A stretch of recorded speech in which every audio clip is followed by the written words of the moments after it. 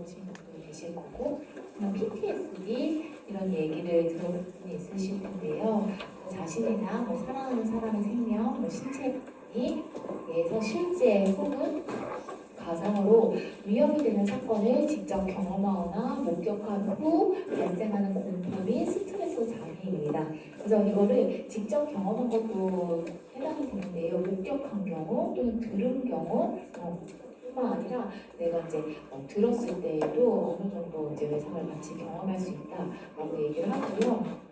그다음에 이런 PTSD를 겪고 있는 사람들은 일반적으로 트라우마를 재경험하게 되고, 그러니까 이런 경험이 한 번으로 끝나는 게 아닌 거죠. 비슷한 상황에서 그때 상황과 비슷하게 이제 온몸으로 이제 다시 그 경험을 다시 재경험하게 되고요. 이제 트라우마 기억을 불러일으키는 것들에 대해서 이제 회피하게 되고, 그다음에 플래시백이라고 해서 그때 장면이 막 이렇게 떠오르기도 하고, 그다음에 부정적인 생각, 부정적인 기분 상태, 지속적인 감각, 예민해, 조금만 무슨 얘기도 됐어 그만해, 짜증을 많이 낸다거나 예민해질 수 있고요. 그다음에 가경계감, 이제 경계하는 게 좀 가할 정도로 이 네 가지 증상이 일반적으로 경험하게 됩니다. 그래서 이 트라우마 증상은 이제 사건이 발생한 직후에 흔히 겪게 되지만, 이제 외상 후에 이제 생존자들은 자연적인 회복기를 거쳐서 증상이 이제 경감하게 되는데요. 어떤 경우에는 지속될 수도 있고 6개월 혹은 지난 후에 또 만성화돼서 일상적인 기능을 어렵게 한다. 그러니까 일상적인 기능이라는 건 잘 먹고 잘 자고 이런 것들, 그러니까 숙식과 수면에 문제를 일으키게 된다라고 보시면 될 것 같고요. 이건 이제 먹고 자는 거, 일상생활의 업무에 이제 주의력 떨어지게 하는 거, 집중력 떨어지게 하는 거, 이런 부분들이 이제 나타날 수 있다라고 보시면 될 것 같고요. 그러면 이제 이 것들을 설명을 해줍니다. 그래서 왜 심리 교육이라고 이야기를 하잖아요. 그래서 트라우마란 스트레스성 사건 중에 가장 충격적이고 압도적인 경험으로 사람의 몸과 마음이 감당할 수 있는 수준을 넘어서는 사건을 겪는 것을 의미합니다. 그래서 이런 일을 경험하면 누구나 당연한 불편감, 트라우마 반응을 보일 수 있고요. 이것은 비정상적인 환경에 대한 이제 정상적인 반응이다. 너가 상에서 이런 반응을, 이런 경험을 하는 게 아니다.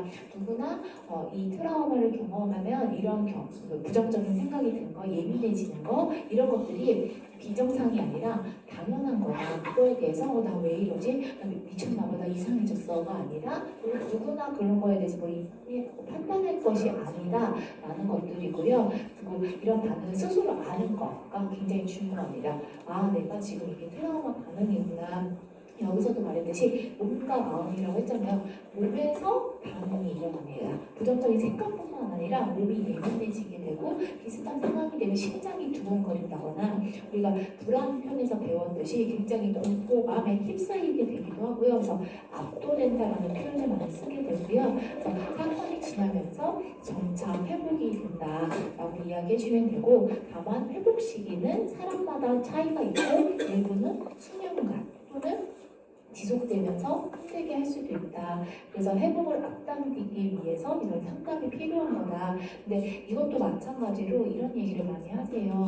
긁어 부스럼내는 거다. 나 애써서 그 생각을 잠재워놨는데 이야기하면서 그 생각 떠오르니까 또 괴롭다. 얘기하실 수도 있어요. 근데 어쩌면 그것이 회복되는 과정인데, 왜 우리가 상처가 나면은 약을 바르면 좀 따갑잖아요. 근데 그 따가운 게 싫다고 해서 그것들을 이렇게 덮어두면 그 즉시는 안 아픈 것처럼 느끼지만 비슷한 상황에서 다시 더 아프게 되는 경험을 하게 될 수가 있거든요. 그래서 이런 회복을 앞당기기 위해 상담이 필요하다라고 설명해 주시면 될 것 같고요.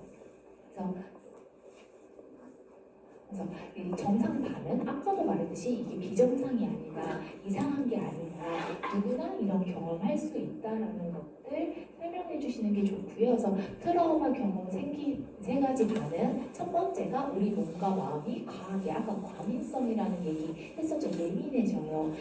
사소한 농담도 왜 갑자기 듣기 싫어 라고 한다거나, 예민하게 이제 바로 나 장난인데 너무하네, 왜 그러세요 라고 하면 그만 쳐, 장난 그만 쳐, 듣기 싫어, 짜증나, 이런 게 이제 표현을 안 할 수도 있지만 내면에서 막 올라올 수 있잖아요. 그러면 이제 혼나고 나면 나 왜 이러지, 나 왜 이상해, 나 왜 이렇게 짜증을 많이 내지? 라고 하는 게 이상한 게 아니라 정상적인 반응이다.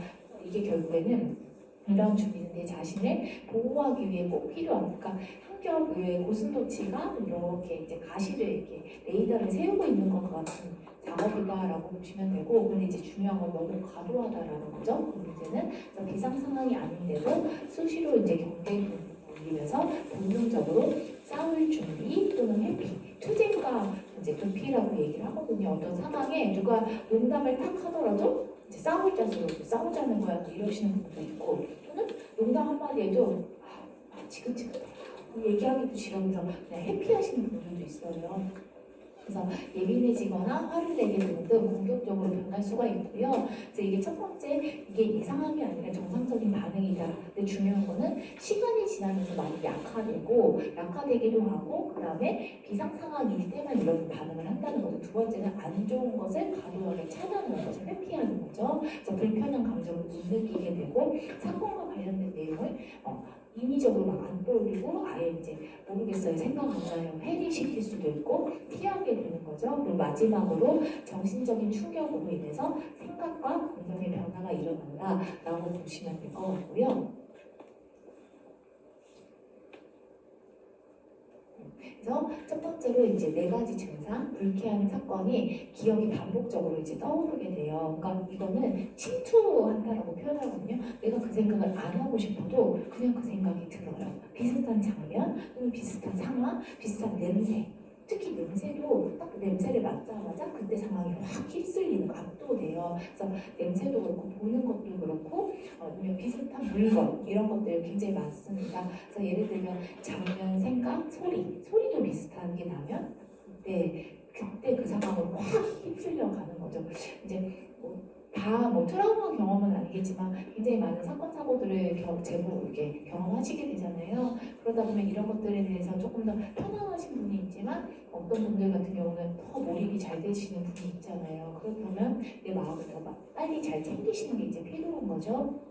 그래서 소리나 냄새, 신체 감각, 불쑥불쑥 떠오르게 되고, 그냥 떠오르기만 되면 사실 상관이 없는데 그 떠오름으로 인해서 결국에는 압도돼서 다른 활동을 할 수가 없는 거죠. 그래서 어떤 경우에는 안목을 꾸기도 하고, 왜 드라마 같은 데 보면 잘 자다가 막 깨어나시는 분들 있잖아요. 숨을 갑자기 자다가 무슨 소리야.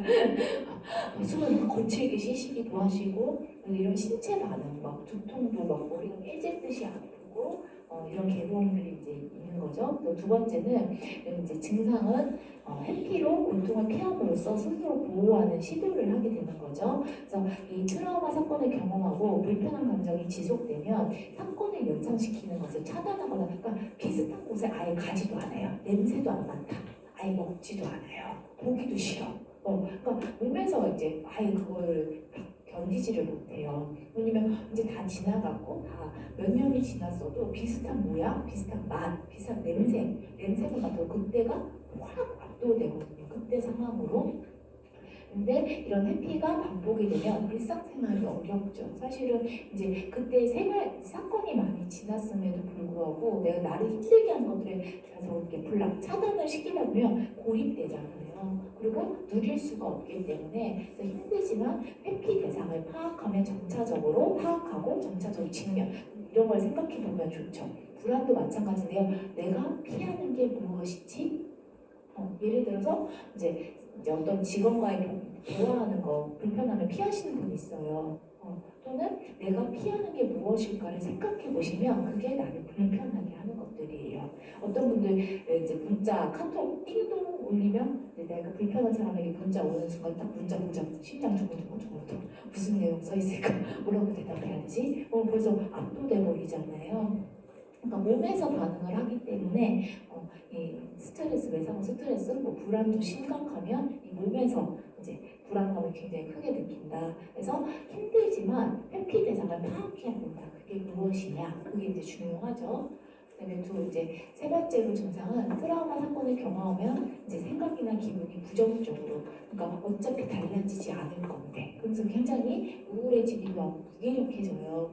왜 저희 이렇게 일하시다 보면 엄청 열심히 일하다 보면 아플 때 한 번씩 있잖아요. 그러면 아프면 제일 먼저 찾아오는 게 내가 무슨 불경한 우울이 있다고 이렇게 살고 있나 저 우울이 확 밀려오거든요. 몸 아프면은 우울감으로 확 처지게 되거든요. 그런 것처럼 생각이나 기분이 부정적으로 변하죠. 생각이나 기분이 세 가지로 부정적으로 변하는데 나에 대해서 우울 편에서 배우셨어요. 인지상체라고 해서 나에 대해서 그 다음에 타인에 대해서, 미래에 대해서 어차피 달라지지 않을 건데 내가 해서 뭐해?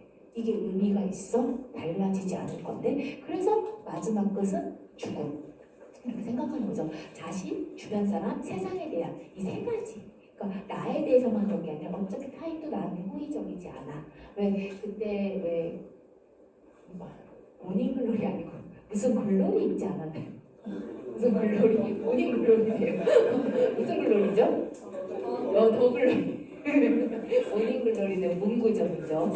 근데 그 더글로리에서 그 운동은 씨가 이런 말 하자. 어차피 세상은 내 편이 아니야. 사람들은 나 안 도와줘. 그러니까 부정적으로 이렇게 변하게 되는 거죠. 근데 생각해보면 또 도와주는 사람의 손길이 있어도 의심하잖아요. 그 사진 기사 하시는 분이 뭐 아줌마가 막 도와주려고 해도 왜 나를 도와주시죠? 왜 이러시죠? 굉장히 철벽을 딱 치잖아요. 그러니까 세상에 대해서 도움을 주는 손길도 의심하면서 이렇게 바라보게 되는 사실을 갖게 되고요. 그다음에 자책감. 나 때문에 이런 게 일어난 것 같고 수치감. 나만 이렇게 뭔가 무기력하게 뭔가 못하는 것 같고 그 타인을 비난하고 쉽게 분노하고 결국에는 왜 세상이 나를 이렇게 만든 거야? 난 좋은 일 하려고 이런 일을 했는데 왜 나한테 이런 안 좋은 일이 생기는 거야? 왜 나에게? 근데 사실은 왜 나에게라고 끊임없이 물어봤자 답은 안 나오거든요. 왜 나에게 이런 일이 일어났을까? 답이 있습니까? 없죠. 나만 괴롭죠. 그리고 과거는 바꿀 수가 없잖아요. 그럼 해야 될 건 어떻게 내가 해야 되지? how to에 집중을 해야 되거든요. 왜 이런 일이 나에게 일어났을까 하면 사실은 답은 없죠. 왜 나한테 그런 오진 말을 했지? 그 사람을 붙잡고 물어봐도 시원하지가 않아요. 결국에는 그럼 내가 이걸 벗어나기 위해서 무엇을 해야 될까? how to 어떻게 해야 될까가 굉장히 중요하고요. 마지막으로는 가각성. 그러니까 각성 수준이 굉장히 높아져 있어서 잠을 자고 잔 것 같지도 않고요.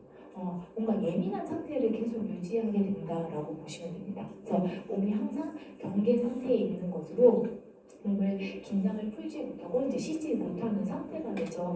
네, 이제 근무하시다 보면 야간 근무도 하시잖아요. 근데 야간에 이제 근무할 때 이렇게 근무도 하시지만 이렇게 잠깐 잠들 때도 있잖아요. 근데도 계속 이렇게 깨어있지 못하는 상태로 이렇게 눈을 감고 있으시는 거 아마 있으실 거예요. 편안하게 잠을 들지는 못하시잖아요. 그런 것처럼 이제 굉장히 몸이 긴장하고 있어요. 그러다 보면 이제 이 머리도 굉장히 예민해지는 그래서 가각성이란 놀란 몸을 스스로 보호하기 위해서 발생하지만 계속 긴장 속에서 이제 지내게 되면 예민해지고 코르티솔, 스트레스 호르몬이 굉장히 많이 나오게 되죠. 그것들에 대해서 내가 이제 여러 가지 주의를 살피고 작은 일에도 소스라치게 놀라게 되고 이런 경험을 하게 된다. 그래서 혹시라도 나도 이런 증상이 있는지 일을 하다 보면 굉장히 다양한 문제들, 상황들에 직면하게 되면 그런 경험들이 불시불수가 예측 가능하게 오는 건 아니거든요. 그러니까 예측하지 못할 때 아마 불안 편에서도 배우겠지만 불안은 언제 오느냐? 불안은 두 가지. 예측하지 못할 때, 내가 통제할 수 없을 때. 결국에는 내가 이런 상황들이 우리가 출동하는 상황을 다 예측할 수 없잖아요. 내가 전화를 받고 출동하더라도 펼쳐지는 장면은 다 다양하잖아요. 그리고 내가 통제할 수 없을 때도 굉장히 많기도 하고 그러면 이제 불안이 확 오는 거죠. 불안이 이제 심각해지고 상황이 심각해지면 이제 상황 스트레스로 갈 수 있다라고 얘기를 하는데요. 그러면 이제 트라우마 관련해서 이 첫 번째 사건의 재경험이 굉장히 많아요. 그래서 깨어있거나 잠자는 동안에 사건을 재경험할 수도 있고, 그다음에 재현 영상, 그래서 비슷한 장면, 정보, 인터넷에서 또는 주변에서 보기만 해도 그 장소를 안 가버려요. 마트에서 어떤 사건을 해결하다가 트라우마를 경험하잖아요. 처음엔 롯데마트에서 경험을 했다고 해봐요. 그럼 처음엔 롯데마트만 안 가요. 그다음에 이마트 안 가고 홈플러스로 가요. 그러다가 나중에는 집 앞 슈퍼도 못 가요. 비슷하게 계속 연쇄 반응이 일어나거든요. 그렇게 무서운 거구나. 나중에는 이제 뭐라고 하죠? 쿠팡 같은 데서만 시키는 거가 내 활동 범위가 점점 줄어들게 되거든요. 이런 것도 있을 수 있고 사건의 생각, 이미지, 회상, 냄새, 다양한 것들을 재경험하게 되죠. 그 다음에 회피 증상. 이 회피 증상으로 인해서 더 증폭된다라고 보시면 돼요. 근데 회피를 하지 않으면 내 몸에서 견디지를 못하거든요. 왜냐면 강렬하게 막 심장이 두근두근하고 막 땀나고 어떤 분들은 기절하시는 분도 저는 봤어요. 비슷한 상황에서 압도돼 버리니까. 근데 이 신체 증상이라는 게 아시겠지만 우리 심장이 막 두근거려 땀이 막 나요. 멈춰라. 너 심장이 멈추나요? 땀 나지 마. 긴장하지 마. 한동안 긴장을 안 하나요? 뇌가 조절이 안 되잖아요. 이건 앞에서도 배웠지만 자율신경계, 신경계, 자율신경계가 활성화되면 나타나는 증상이거든요. 이 자율신경계는 이 중추, 이 뇌에서 내가 멈춰라, 마라 하는 거를 의지를 할 수가 없어요. 실제 제가 아시는 분은 무슨 사건만 있으면 이제 고소공포증 이런 거 있죠. 땀이 막 나요. 그러니까 그 상황을 안 가고 싶은 거예요. 왜냐면 땀나고 심장 두근거리니까 그 상황을 피하고 싶은 거죠. 그래서 이 해피 증상을 굉장히 많이 보이고요. 그러면 이 해피가 결국에는 이 불안을 심화시킨다. 피하지 않아야 돼요. 피하지 않아야 되는데 몸에서 이 증상이 심각하니까 굉장히 힘들죠. 그다음에 이제 생각의 부정적인 영향들, 그런 감정을 일부러 무감각 차단시켜버려요. 아무것도 없는 것처럼. 그냥 아무것도 느낄 수 없는 사람처럼. 그리고 분리된 느낌, 그리고 흥미의 감소, 사람들로 얘기하는 것도 싫어. 어떤 얘기가 툭 튀어나올지 모르잖아요. 그리고 제의식 수치감, 그 다음에 각성 반응, 이거 굉장히 많죠. 그래서 경계하는 거, 이제 극도의 긴장, 가담성으로 경직된 거. 아마 그 문동훈 씨 생각하시면 문동훈 씨 같은 반응이다. 그래서 자기한테 잘해주려고 하는 사람들 왜 저한테 이렇게 하시죠? 예민하게. 철벽을 치자. 왜냐면 자신을 보호해야 하니까. 그래서 이제 미완하고 숙면하고 집중이 어려워 보일 수 있고, 근데 너무 심각하면 해리, 이제 아예 거기를 이제 분리시켜버리는 그런 증상을 보일 수 있다라고 이야기를 합니다. 그래서 이런 주요 증상들, 근데 이게 이상한 게 아니다, 비정상이 아니다, 누구나 겪을 수 있다. 그게 자연스러운 거다. 근데 시간이 지났음에도 불구하고 증상이 호전되지 않으면 이제 그거는 상담이 이제 필요한 거죠. 내 몸과 마음을 편안하게 안정시켜 줄 수 있는 것들이 필요하다라고 얘기를 하고요.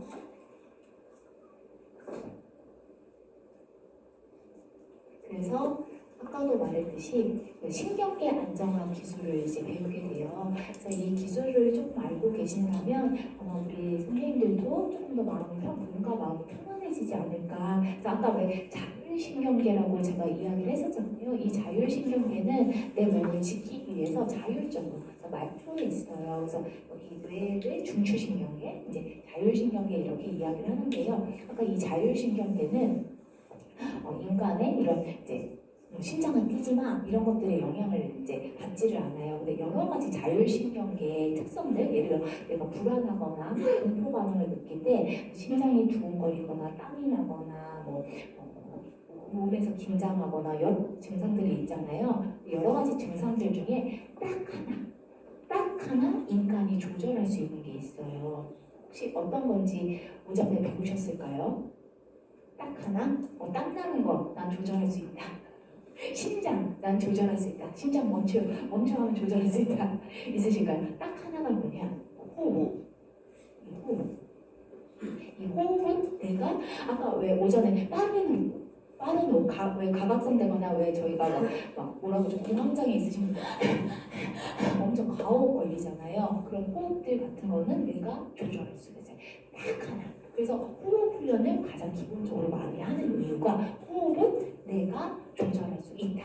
그러니까 땀 나는 거, 심장 두근거리는 거, 목이 막 뻣뻣한 거 이건 내가 조절할 수가 없어요. 할 수가 없지만 이 호흡은 이제 조절할 수가 있거든요. 그래서 트라우마를 겪은 내담자의 신체를 안정시키고 신경계, 아까 말했던 자율신경계를 조절하는 기술이다라고 보시면 되고, 세 가지 단계를 이제 따라가면서 신체의 안정을 이제 찾는다라고 이야기를 하는데요. 98페이지 보시면 됩니다. 그래서 단순히 몸을 편안하게 하거나 무기력한 상태나 졸음을 유발하는 건 아니다라고 보시면 되고요. 우리가 너무 편안해서 왜 잠오시는 상태 있어요. 명상 같은 거 하면 이제 명상 해보시면 주무시는 분들 있어요. 졸려 막 이러시는 분이 있거든요.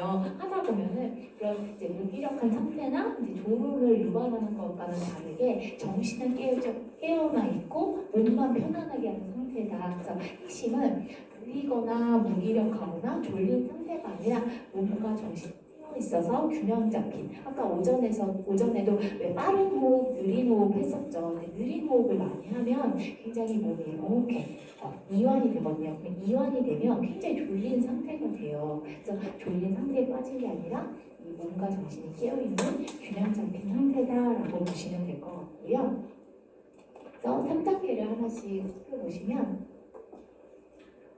첫 번째가 이제 신경 안정화 기술을 이제 설명하는 거죠. 현재 겪고 있는 고통을 완화시키는 방법을 이제 설명드리겠습니다. 안정화란 새로운 사건을 경험하면 고통스러운 기억, 여러 가지 감정, 감각이 통제 불능 상태로 나타나는데 이때 불편한 몸과 마음을 스스로 조절하고 진정시키는 방법입니다. 우선적으로 모든 상담에서 안정화 기술은 매우 중요합니다. 그래서 불편한 반응을 유발시키는 요인이 무엇인지 냄새일 수도 있고요. 어떤 그 눈으로 보이는 것들이 될 수도 있고 상황이 될 수도 있어요. 그게 뭔지를 이제 찾고 스스로 조절하는 방법을 찾는다면 불편감은 당연히 감소할 수 있을 것입니다. 여기서 중요한 건 네가 통제할 수 있다. 네가 조절할 수 있다. 압도돼서 트라우마에 이렇게 흔들리는 게 아니라 당신이 할 수 있다라는 것들이에요. 그래서 내가 조절할 수 있다. 컨트롤. 내가 통제할 수 있다라는 통제감을 갖는 게 굉장히 중요하고요. 이를 위해서 신경계 안정화 기술 단계를 알려드릴 것이고 자신과 가장 알맞는, 잘 맞는 걸 찾으면 돼요. 안 맞는다고 해서 나 왜 안 되지? 나 또 이상한 건가 하지 마시고 나한테 잘 맞는 게 있어요. 그거를 찾으면 됩니다. 그래서 배운 안정화 기법을 꾸준하게 연습하는 게 중요하다. 왜 아침에 그 자전거 얘기 들었잖아요. 결국은 연습이 중요해요. 해보시고 이게 나한테 편안해질 때까지 사실 한두 번에서 안 맞는 가 아니라 해보고 내 몸에 맞추는 것도 필요한 거죠. 그래서 이런 것들이 일상생활에서 훨씬 더 많이 편안해질 것이다 라고 이야기하는 건데요. 첫 번째가 자원을 활용하는 겁니다. 그래서 외부 자원, 친구도 될 수 있고요. 아까 왜 인적 네트워크라고 얘기를 했었잖아요. 친구도 될 수 있고, 좋아하는 장소도 될 수 있고, 즐거운 추억도 될 수 있고, 가족 구성원, 애완동물, 뭐 좋아하는 음악이나 가수 이런 것들이 이제 외부의 자원이 되는 거죠.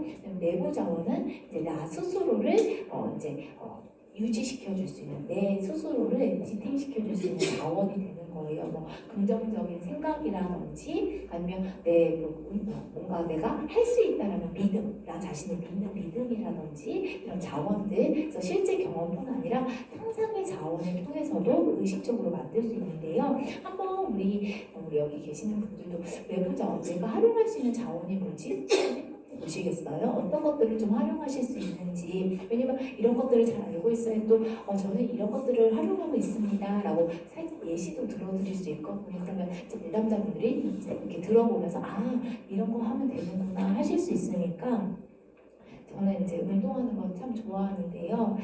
운동하는 것도 좋아하고 달리기 하는 거, 뭐 테니스 치는 거 이런 거 많이 좋아해요. 땀 빼고 나면 좀 이렇게 시원한 뭔가 해소되는 느낌도 줄 수 있고 어떤 것들을 좀 좋아하실까요? 한번 생각해 보시거나 작성해 보셔도 되고요. 그리고 이건 내부 자원은 아니지만 외부 자원으로 즐거운 테레비, 개그 나오는 거 이런 거 보는 것도 참 좋아합니다. 그리고 이제 저는 이제 명상음악 듣는 것도 좋아하고요. 그래서 이런 자원들이 많으면 많을수록 내가 활용할 수 있는 부분들이 많은 거죠. 아까 왜 저희가 앞에 자살 구역에서도 행복하게 하는 것들 이런 것들 했었잖아요. 대안 선택하기 이런 것들이 많으면 많을수록 이 자원이 충분한 거죠. 그다음에 두 번째가 이제 접촉하기입니다. 접촉하기는 안정감을 키워주는 몸으로 돌아오는 이제 감각 운동이라고 보시면 되는데요. 아까도 이제 가각성 되거나 예민하게 되면 내가 이 생체가 굉장히 불안을 느끼면서 붕 떠 있는 듯한 긴장감에 뭔가를 안절부절하는 그런 느낌을 받을 수가 있거든요. 그래서 이 지지받고 보호받고 안정적이고 행복한 느낌을 주는 신체적 접촉에 주의를 기울이는 이런 활동들을 하고요. 그래서 물건을 만지거나 잡고 있을 때 몸이 지지되면서 알아차리는 이제 접촉하기 방법을 진행합니다. 그다음에 세 번째가 따라가기인데요. 그러니까 자원 활용하기, 접촉하기를 함께 이렇게 실천을 하면서 자신의 몸이 어떻게 지지되는지 주의를 기울이고 불편한 감각을 느꼈을 때 이제 즐겁거나 중립적인 감각 옮길 수 있도록 이제 도와주는데요. 한번 예시를 하나씩 들면서 한번 연습을 한번 해보도록 하겠습니다.